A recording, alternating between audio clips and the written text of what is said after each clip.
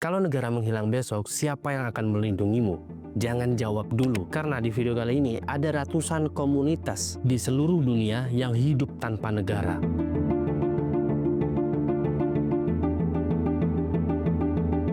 Dan yang mereka temukan tidak akan pernah kalian temukan di buku sejarah manapun.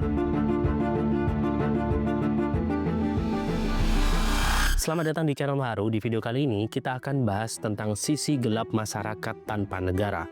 Potret mereka yang hidup di dunia bayangan. Dan jutaan manusia yang lahir, setelah itu kerja, jatuh cinta, terus mati. Dan mereka itu dianggap nggak pernah ada di bumi ini.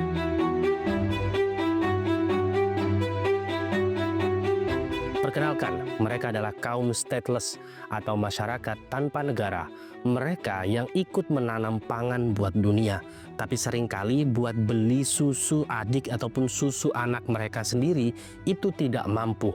Mereka ikut membangun ekonomi sebuah negara, tapi mereka tidak mempunyai hak untuk mendapatkan pendidikan yang layak ataupun sekolah.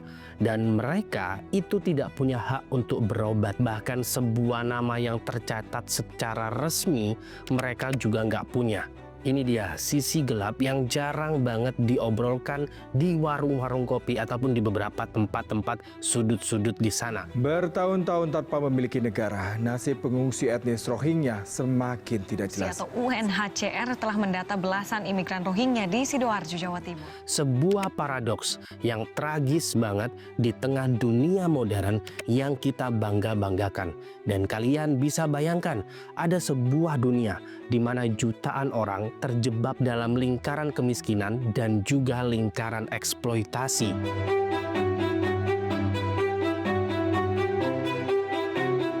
Tanpa ada satupun sebuah payung hukum yang bisa melindungi mereka. Ini bukan cuma isu kemanusiaan yang jauh diantah-berantah. Ini adalah sebuah krisis identitas yang kejadiannya di halaman rumah belakang kita sendiri, di sekitar kita, di jantung Asia Tenggara.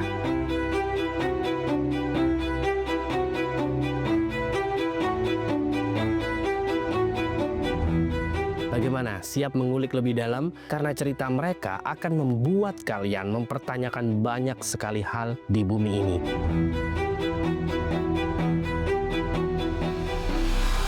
Sebelum kita masuk jauh ke pembahasan, gue akan ajak kalian berandai-andai sejenak. Kalian bisa bayangkan jika bangun besok pagi, terus semua bukti keberadaan atau semua identitas kalian di dunia ini itu lenyap. Mulai dari akta kelahiran, KTP, paspor, SIM, semuanya tiba-tiba benar-benar nggak berlaku di negara yang kalian tinggal saat ini. Salah satu dampak yang paling real atau yang paling nyata itu adalah kalian mau ke bank untuk membuat rekening bakal ditolak mentah-mentah. Kalian mau daftarin anak kalian ke sekolah. Istilah stateless atau tanpa kewarganegaraan mungkin kedengarannya keren, akademis, layaknya sebuah istilah di buku-buku akademis.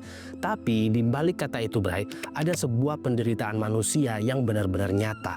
Gampangnya gini, seseorang itu dianggap stateless kalau nggak ada satupun negara di dunia ini yang mengakui dia sebagai warga negaranya. Titik. Mereka itu hidup di dalam sebuah kekosongan hukum dan mereka berada di zona abu-abu raksasa di mana hak asasi manusia yang paling dasar sekalipun itu juga nggak didapatkan. Kayak hak punya nama itu menjadi salah satu barang mewah. Mereka itu benar-benar ibarat hantu dalam sebuah sistem global yang kita bangun di atas fondasi bernama negara dan bangsa.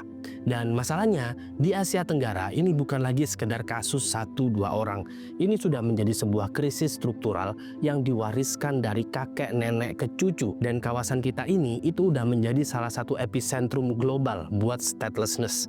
Menurut data dari UNHCR pada akhir tahun 2022 aja ada kurang lebih sekitar 4,43 juta orang tanpa kewarganegaraan yang tercatat di seluruh dunia. Dan kalian tahu berapa yang ada ada di Asia Tenggara, angkanya benar-benar sulit didapat. Tapi estimasinya benar-benar gila-gilaan. Negara tetangga kita Thailand itu mempunyai populasi stateless kurang lebih sekitar 500.000 orang. Myanmar sebelum eksodus besar-besaran itu punya sekitar 600.000 etnis Rohingya yang nggak diakui. Yang gua yakin kalian juga tahu tentang kasusnya si kaum atau etnis Rohingya ini. Dan ini menjadikan Asia Tenggara menjadi salah satu wilayah dengan konsentrasi orang tanpa negara tertinggi di dunia. Kalau angka ini tidak cukup membuat gambaran di otak kalian, tunggu dulu. Ini baru angka yang tercatat. Banyak ahli itu percaya bahwa angka sebenarnya jauh lebih besar daripada kenyataannya. Karena gimana cara ngitung orang yang dari lahir aja udah nggak dianggap ada. Mereka hidup dan mati tanpa pernah jadi bagian dari statistik resmi manapun. Dan yang bikin lebih geleng-geleng kepala, mayoritas dari mereka itu bukan imigran baru, Bray. Sebagian besar adalah kelompok minoritas yang udah hidup turun-temurun di wilayah tempat mereka lahir. Bahkan dari zaman sebelum kakek buyut kita kenal, ada yang namanya garis perbatasan di peta. Nah, masalahnya jadi makin ruwet dan susah diselesaikan karena 3 hal utama. Pertama, orang-orang ini nggak datang dari mana-mana. Mereka udah ada di situ-situ aja sebenarnya. Dan kedua, masalahnya udah berlarut-larut puluhan tahun tanpa ada solusi yang jelas. Dan yang paling tragis, status ini diwariskan dari orang tua ke anak atau disebut dengan intergenerasional, menciptakan sebuah siklus yang nggak ada putusnya. Jadi, nggak punya kewarganegaraan itu bukan sekedar masalah selembar kertas, Bray. Ini adalah pencabutan identitas dan kemanusiaan kalian secara paksa. Tanpa status warga negara, kalian nggak akan bisa dapat kerjaan formal dan gaji layak. Akhirnya, kejebak di sektor informal yang isinya eksploitasi doang. Mulai dari kalian nggak bisa nyekolahin anak, lalu memutus harapan mereka buat punya masa depan yang lebih cerah. Dan kalian benar-benar susah mendapatkan akses layanan kesehatan yang akan membuat kalian, keluarga kalian rentan dengan penyakit yang harusnya bisa dicegah. Dan juga kalian gak akan bisa punya properti atas nama sendiri, gak bisa bepergian secara legal, dan yang paling parah gak bisa dapat akta kematian. Seolah-olah pas mati itu benar-benar lenyap gitu aja dari muka bumi dan gak pernah dianggap ada meskipun hidup. Dan kalau seandainya kita berpikir sedikit nih ya, kondisi seperti ini benar-benar pasti jadi sasaran empuk sebuah kejahatan. Tanpa perlindungan hukum, mereka gampang banget jadi korban perdagangan manusia, kerja paksa, dan juga kekerasan seksual. Misalkan seorang gadis muda tanpa akta kelahiran dan nggak bisa buktiin secara umurnya, itu akan membuat dia rentan banget jual beli manusia. Dan sekarang misal seorang pekerja tanpa dokumen di perkebunan sawit yang nggak punya daya tawar buat nuntut upah yang adil atau jam kerja yang manusiawi, dan mereka bakal jadi tenaga kerja sekali pakai, nggak kelihatan di mata hukum dan gampang banget digantikan. Inilah arti sebenarnya yang jadi stateless, hidup dalam ketakutan dan ketidakpastian yang sangat konstan, di mana setiap hari adalah perjuangan untuk sekedar diakui sebagai manusia. Dan pertanyaannya adalah, siap buat lihat wajah-wajah di balik statistik yang mengerikan ini?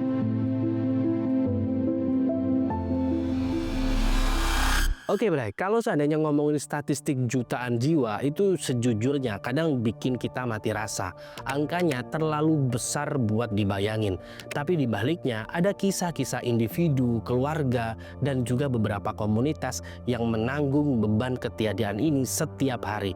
Dan sekarang mari kita samperin langsung beberapa realitas paling kelam dari statelessness di halaman belakang rumah, di kanan kiri kita atau di negara kita dan juga Asia Tenggara. Yang pertama yaitu kisah dari perkebunan sawit Sabah. Jadi ada anak-anak pemanen emas hijau dunia dan kita mulai dari Sabah, negara tetangga yaitu Malaysia.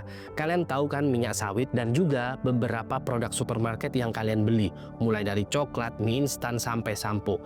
Nah, di tengah hamparan perkebunan kelapa sawit yang jadi tulang punggung ekonomi global itu ada puluhan ribu, dan ini gak sedikit, bahkan mungkin ratusan ribu anak pekerja migran dari Indonesia dan Filipina yang hidup dalam paradoks yang cukup kejam.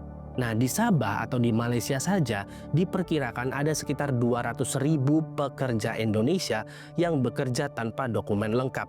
Banyak dari mereka membawa keluarga dan anak-anak ini lahir di sana. Dan akhirnya mereka regenerasi mulai dari pertama, kedua, dan seterusnya. Banyak di antaranya, tangan-tangan kecil mereka ikut memanen buah sawit yang bakal diolah menjadi emas hijau dunia. Ironisnya, upah yang mereka terima seringkali itu benar-benar nggak cukup buat beli kebutuhan paling dasar sekalipun. Nah, pertanyaannya kenapa bisa begitu? Karena banyak sekali perusahaan menerapkan sistem upah borongan atau kejar target. Satu keluarga itu harus kerja bareng-bareng, termasuk anak-anak mereka bisa bantu mereka. Cuma buat kejar target harian. Kalau enggak, upah bakal dipotong. Bayangin ada anak-anak, kita sebut aja dia adalah Budi. Usianya baru 10 tahun. Setiap pagi dia udah harus ada di perkebunan, bantuin bapaknya untuk mungut brondolan sawit biar target panen hari itu kekejar. Nah, Budi itu nggak pernah ngerasain gimana rasanya duduk di bangku sekolah. Bahkan klinik kesehatan itu benar-benar salah satu barang paling mewah bagi keluarga mereka. Kalau sakit, mereka paling mentok diobatin pakai obat warung ataupun ramuan seadanya. Secara hukum, Budi itu benar-benar ada dan eksis. Tapi dia nggak punya akta kelahiran, nggak punya nomor identitas. Kalau seandainya dia sakit parah atau kena kecelakaan kerja, resikonya tinggi banget dan nggak ada jaminan perlindungan apapun buat dia. Kisah mereka ini adalah sebuah potret eksploitasi ekonomi paling brutal yang dimungkinkan oleh status mereka yang tidak berdokumen. Perusahaan bisa aja neken upah serendah mungkin karena mereka tahu bahwa mereka adalah pekerja yang tidak punya posisi tawar. Gimana kalau seandainya mereka mau protes? Ya siap-siap aja diancam, dilaporin ke imigrasi. Dan mereka adalah angkatan kerja yang terperangkap sebenarnya. Nggak bisa balik ke negara asal orang tua mereka karena nggak punya dokumen dan juga nggak punya biaya untuk mengurus keseluruhan rangkaiannya. Dan nggak bisa hidup layak di negara tempat mereka dilahirkan. Mereka adalah fondasi yang tidak terlihat dari industri bernilai miliaran dolar, tapi mereka sendiri hidup dalam kemiskinan yang absolut. Ironis banget kan? Kisah selanjutnya yaitu tentang manusia perahu yang diusir. Sekarang kita berlayar sedikit ke perairan antara Malaysia, Filipina, dan Indonesia. Di sini hidup sebuah komunitas nomaden laut yang luar biasa, dikenal sebagai suku Bajau Laut. Selama ratusan tahun, lautan adalah satu-satunya rumah mereka. Dan mereka itu lahir, hidup, dan mati di atas perahu atau rumah panggung yang mereka bangun di atas terumbu karang. Gaya hidup mereka ini cukup unik dan pengetahuan mereka itu dalam banget tentang laut. Bahkan jadi inspirasi buat suku Metkayina di film Avatar.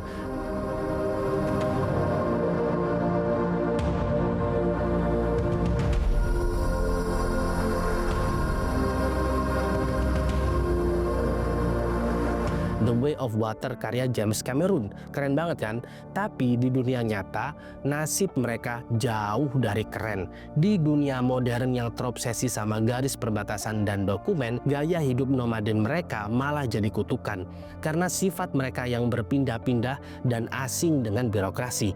Banyak dari mereka nggak pernah terdaftar dan nggak punya kewarganegaraan di negara manapun. Bagi pemerintah, mereka sering dianggap imigran ilegal, hama, padahal nenek moyang mereka udah menjelajahi perairan itu jauh sebelum negara-negara modern terbentuk. Tapi puncaknya nasib mereka jadi berita utama dunia pada Juni 2024. Ada sebuah operasi penertiban oleh otoritas Malaysia di perairan Sempurna, Sabah, dan pada saat itu menjadi mimpi buruk ratusan orang bajau laut yang diusir secara paksa. Gilanya lagi, sebanyak 138 rumah panggung mereka, satu-satunya tempat tinggal yang mereka kenal, dirobohkan dan dibakar habis pada saat itu. Video-video perempuan dan anak-anak yang menangis histeris di atas perahu reyot sambil melihat rumah mereka menjadi viral di mana-mana. Pertanyaannya, apa alasan resmi pemerintah melakukan semua itu? Mereka menjawab, menjaga keamanan dan kelestarian lingkungan taman laut. Tapi bagi komunitas bajau laut, itu adalah pengusiran dari surga mereka sendiri. Nah pertanyaannya, kalau seandainya udah diusir, kemana lagi mereka harus pergi? Karena mereka saat itu diperlakukan layaknya sampah, diusir dari habitat mereka sendiri tanpa solusi yang manusiawi, tanpa dokumen, dan mereka tidak bisa mengakses pendidikan, kesehatan, atau bantuan sosial apapun. Pada saat itu ada seorang pemuda bajau laut berusia 20 tahun yang lahir di Sabah, dan dia pernah bilang bahwa saya punya banyak mimpi besar. Saya ingin menjadi polisi, tentara, tapi semua itu tidak akan menjadi kenyataan karena saya tidak memiliki dokumen resmi satupun. Nah mereka ini adalah penjaga laut yang terlupakan sebenarnya, yang sekarang malah jadi pengungsi di lautan mereka sendiri. Setelah itu ada sebuah kisah di kota penjara di perbatasan, atau kisah pengungsi Myanmar yang terperangkap. Sekarang kita geser lagi ke perbatasan Thailand ke Myanmar.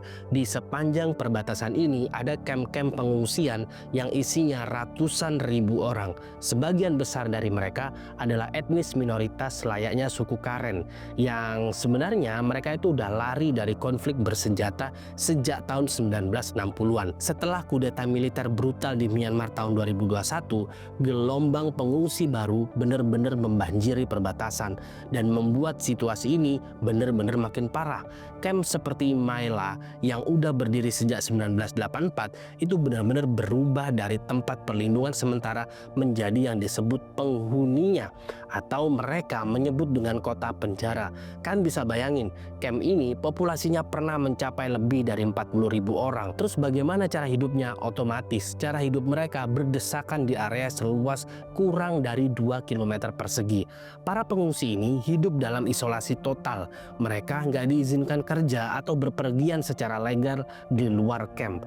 Anak-anak yang lahir di luar camp ini sekarang mungkin udah punya anak lagi dan secara otomatis mewarisi status tanpa kewarganegaraan, dan mereka lahir di tanah Thailand tapi nggak diakui sebagai warga negara Thailand karena hukum di sana, dan mereka juga nggak bisa pulang ke Myanmar karena negara mungkin nggak pernah melihat mereka seumur hidup. Mereka benar-benar terjebak di tanah tak bertuan. Secara hukum, Thailand sendiri punya populasi stateless yang masif, diperkirakan mencapai lebih dari 566.000, dan banyak diantaranya berasal dari komunitas suku Bukit dan para pengungsi-pengungsi seperti ini. Nah, kerentanan ini menciptakan lingkaran eksploitasi. Ada beberapa laporan yang mengungkap bagaimana oknum aparat di Thailand sering memeras warga Myanmar yang tidak berdokumen. Sampai ada sebuah julukan sinis buat mereka, yaitu ATM berjalan. Setiap kali mereka bertemu polisi, mereka tuh harus siap narik tunai, alias memberikan sebuah sogokan biar nggak ditangkap ataupun dideportasi. Nah, kondisi seperti ini, Ibrahim, bikin mereka menjadi sebuah sasaran perdagangan manusia dan kerja paksa. Hidup mereka benar-benar dibawa bayang-bayang ancaman deportasi setiap saat. Setelah itu ada kisah Rohingya, sebuah noda dalam nurani kemanusiaan. Kalau kita ngomongin statelessness di Asia Tenggara, nggak bakal lengkap tanpa menyebut tragedi etnis Rohingya. Gara-gara undang-undang kewarganegaraan Myanmar tahun 1982 yang super diskriminatif, sekitar 600.000 hingga 800.000 orang Rohingya di negara itu secara sistematis dihapus hak kewarganegaraannya. Mereka benar-benar nggak diakui sebagai salah satu dari 135 ras nasional secara resmi. Akhirnya gara-gara undang-undang itu membuat mereka menjadi populasi stateless terbesar di dunia dalam satu negara. Penolakan identitas inilah yang menjadi akar dari sebuah siklus kekerasan, penganiayaan, dan genosida yang mereka alami. Banyak dari mereka yang nekat kabur lewat laut seperti yang kalian tahu, dan akhirnya malah menjadi korban perdagangan manusia. Kisah-kisah horor tentang laki-laki Rohingya yang diperbudak kapal-kapal ikan Thailand itu udah jadi rahasia umum, dan mereka dipaksa kerja sampai 20 jam sehari. Mereka disiksa, dan kalau seandainya coba kabur itu sering kali dibunuh atau dibuang ke laut begitu aja. Tapi Bray, masalah ini tidak berhenti sampai di situ. Seluruh kawasan Asia Tenggara ada banyak sekali komunitas-komunitas lain yang terlupakan. Salah satunya yaitu Kamboja yang memiliki puluhan ribu etnis Vietnam yang stateless. Vietnam sendiri punya lebih dari 26.000 orang tanpa negara. Dan Brunei Darussalam, negara kecil yang kaya raya itu, punya lebih dari 20.000 orang stateless. Banyak dari mereka adalah keturunan Tionghoa yang keluarganya udah tinggal di sana selama beberapa generasi tapi masih kesulitan dapat kewarganegaraan. Bahkan di Indonesia sendiri, ribuan pekerja migran dari keturunan luar negeri itu benar-benar beresiko tinggi kehilangan kewarganegaraan mereka. Dan setiap kasusnya benar-benar mempunyai cerita unik. Tapi benang merahnya selalu sama, sekelompok manusia yang ditinggalkan oleh sebuah sistem dan membuat mereka tidak terlihat, tidak terlindungi, dan sangat-sangat rentan akan sebuah kejahatan.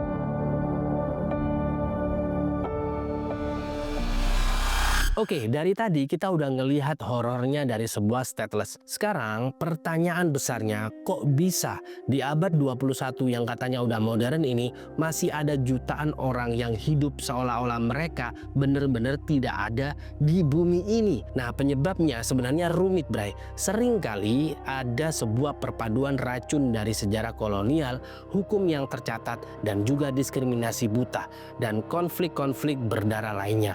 Dan ini bukan sebuah kecelakaan sejarah. Seringkali ini adalah hasil dari pilihan kebijakan yang disengaja atau kelalaian sistematis selama puluhan tahun. Seperti yang kita tahu, hukum sebagai senjata salah satu biang keladi utamanya adalah diskriminasi yang dilembagakan dalam hukum. Jadi, hukum yang harusnya melindungi malah digunakan sebagai senjata buat menyingkirkan kelompok-kelompok tertentu. Ketika sebuah negara dengan sengaja ngerancang undang-undang kewarganegaraannya buat mengecualikan etnis atau agama tertentu, maka yang terjadi adalah statelessness massal yang terencana. Dan ini benar-benar pembunuhan identitas secara legal, Bray. Contoh yang paling ekstrim yaitu nasib etnis Rohingya di Myanmar. Undang-Undang Kewarganegaraan 1982 secara efektif juga jadi surat kematian hukum bagi mereka. Undang-undang itu bilang bahwa cuma 135 ras nasional yang diakui dan Rohingya itu nggak ada di daftar 135 itu. Kalian bisa bayangkan dengan satu goresan pena sebuah populasi besar yang hidup berabad-abad di tanah Arakan atau sekarang dinamakan Rakhine dihapus secara hukum. Akhirnya membuka pintu penganiayaan, pembantaian, dan pengusiran yang kita lihat hari ini. Diskriminasi ini juga bisa berbasis gender. Perlu kalian ketahui, di 24 negara di dunia hukumnya masih benar-benar tidak adil. Perempuan tidak punya hak untuk sama dengan laki-laki untuk mewariskan kewarganegaraan ke anak mereka. Kalian bisa bayangin seorang ibu dari negara seperti itu dan mereka ngelahirin anak di luar negeri. Terus negara tempat si anak lahir itu tidak bisa memberikan kewarganegaraan otomatis berdasarkan tempat lahirnya. Hasilnya si anak terlahir tanpa kewarganegaraan. Bukan karena salah siapa-siapa, tapi karena hukum yang benar-benar seksis dan mempunyai banyak sekali celah. Sebuah celah dalam sistem ketika hukum gagal melindungi statelessness dan juga bisa muncul dari celah hukum antar negara. Pada dasarnya ada dua prinsip utama negara ngasih kewarganegaraan. Pertama, yaitu sanguinis atau hak darah. Artinya kalian bisa mendapatkan kewarganegaraan mengikuti orang tua kalian. Dan kedua, yaitu soli atau hak tanah.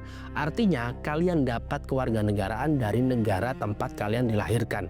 Nah, masalah muncul ketika ada anak lahir dari orang tua yang kebetulan stateless di negara yang menganut prinsip sanguinis atau yang pertama tadi secara ketat. Anak itu ya nggak bisa mewarisi kewarganegaraan dari orang tuanya karena mereka tidak punya dan dia nggak bisa dapat dari negara tempat dia lahir. Akhirnya hasilnya adalah zong. Inilah yang sering banget kejadian sama anak-anak pekerja migran Indonesia yang lahir di Sabah, lahir di Malaysia, ataupun lahir di beberapa negara-negara yang lain. Malaysia pada dasarnya nggak ngasih kewarganegaraan otomatis cuma karena kalian lahir di sana. Jadi status anak-anak seperti ini bergantung pada pendaftaran oleh orang tua mereka ke perwakilan pemerintah Indonesia. Tapi realitanya banyak yang gagal melakukan itu. Kenapa? Karena mereka tidak tahu prosedurnya dan juga biayanya cukup mahal, atau yang paling sering mereka takut berurusan dengan aparat karena status mereka sendiri yang tidak berdokumen atau status orang tuanya tadi. Akibatnya si anak juga jatuh ke dalam lubang hitam yang sama dan gak diakui menjadi warga negara Malaysia, nggak juga terdaftar sebagai WNI. Nah, konflik dan perpindahan paksa seperti ini adalah sebuah kehancuran identitas dan sebuah konflik umum.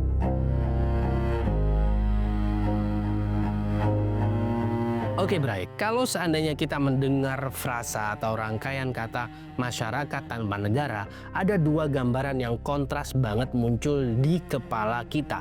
Di satu sisi, itu ada sebuah realitas kelam yang kita bahas dari tadi, yang dialami jutaan orang stateless, sebuah neraka yang berada di planet kita, yaitu di bumi.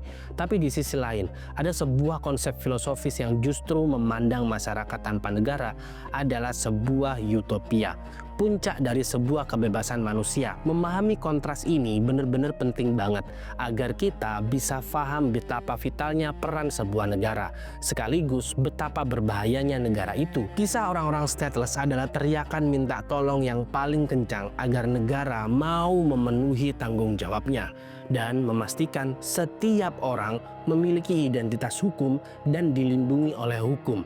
Kesimpulannya, kita memulai sebuah perjalanan dengan melihat sepasang kaki kecil yang memanjat pohon sawit dan juga tatapan kosong seorang gadis di atas perahu, dan juga nasib mereka, jutaan orang dari mereka yang belum tentu tahu bagaimana keadaan ke depannya. Masa depan mereka masih selembar kertas kosong. Pertanyaannya, akankah mereka selamanya kita biarkan hidup sebagai hantu dalam sistem kita? Atau akankah kita sebagai masyarakat global, sebagai sesama manusia, akhirnya mengakui kemanusiaan mereka? Mengakhiri statelessness itu bukan cuma soal merubah pasal dalam hukum, tapi soal menegaskan kembali sebuah prinsip fundamental bahwa setiap manusia tanpa kecuali berhak atas sebuah identitas, berhak untuk diakui, dan berhak punya tempat untuk pulang. Dan ini adalah tentang memilih empati atas ketidakpedulian, memilih bertindak di atas diam, dan masa depan Budi dan teman-temannya yang gak harus dihabiskan di perkebunan sawit. Masa depan seorang gadis bajau laut itu gak harus menjadi seorang pengungsi di lautannya sendiri. Dan mereka berhak mempunyai mimpi, sama seperti kita. Dan mereka berhak ada. Perjuangan untuk mewujudkan hak itu adalah sebuah tanggung jawab kita semua. Jadi pertanyaannya balik ke kita lagi, Bray. Mau sampai kapan kita diam saja? Terima kasih sudah nonton video ini mulai dari awal hingga akhir. Sampai jumpa di video selanjutnya. Maharu pamit undur diri.